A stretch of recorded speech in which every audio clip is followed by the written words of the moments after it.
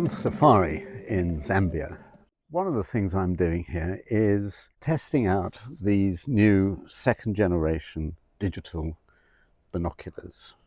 I must say the concept is stunningly good, and it's a winning formula because it combines both the thermal camera or the thermal image on the one hand and the optical image on the other. And the optical in turn is either just ordinary daylight with an image intensifier, so even when the light levels are low, you can still see in full color. And then on top of that, there is an infrared mode, and over here you can see in the middle there's a little infrared torch, and that switches on automatically when the light levels are too low for the image intensifying effect of the ordinary optical. And then just with a switch of a button you can change to the thermal, and this combination really does enhance one's enjoyment of wildlife observation. There are a number of significant shortcomings, and I'll talk about those later, but I'll first of all talk about the features which I really like. Back home in England, I use the thermal imaging virtually every day to look at the health of my beehives.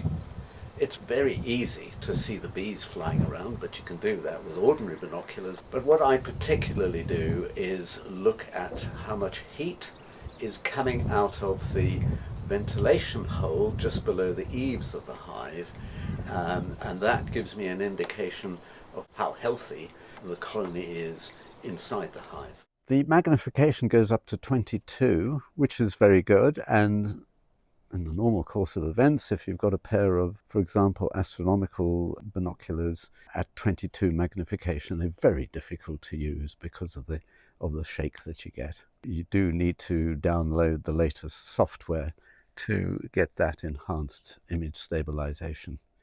But it does mean that you can zoom in on animals in a way which, you know, normally you would need a good quality telephoto lens for your camera. There's the zoom feature, which you can do on both the optic and on the thermal.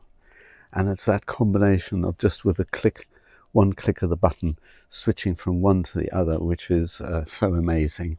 None of this fumbling around with a thermal monocular and then trying to guess where to point your ordinary binoculars afterwards.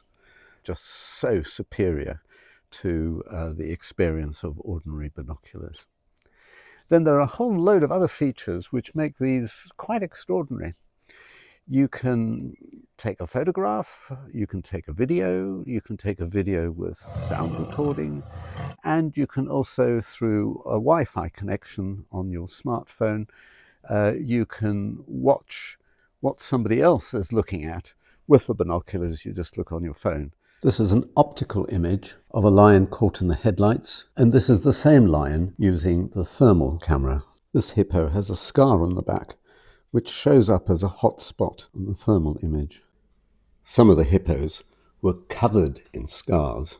I long wondered whether crocodiles would be visible with the thermal camera because they're cold-blooded, and on the thermal you can easily make out the tree stump in the foreground, but the crocodile is just a vague outline.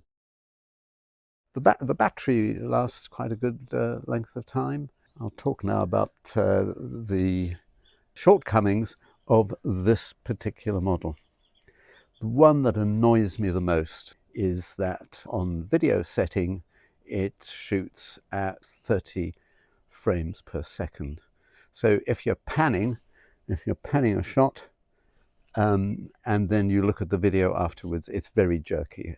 Another shortcoming of this is the little computer, which is constantly crashing. So just when you most need to be able to switch from thermal to visual, you may find the thing doesn't actually do the switch. I have downloaded more recent software from that which was installed when it was manufactured, but it needs a significant upgrade to prevent This constant crashing on occasions, just switching off and then switching on again, will seem to overcome the problem. But I have had to reset the camera, losing all the images that were stored. But overall, do I regret buying? Absolutely not. They've been great fun to use. The kids have been astonished, and the guides just can hardly believe their eyes when they have a look. And we have on night drives, for example, we have seen animals and identified animals before the guide has done.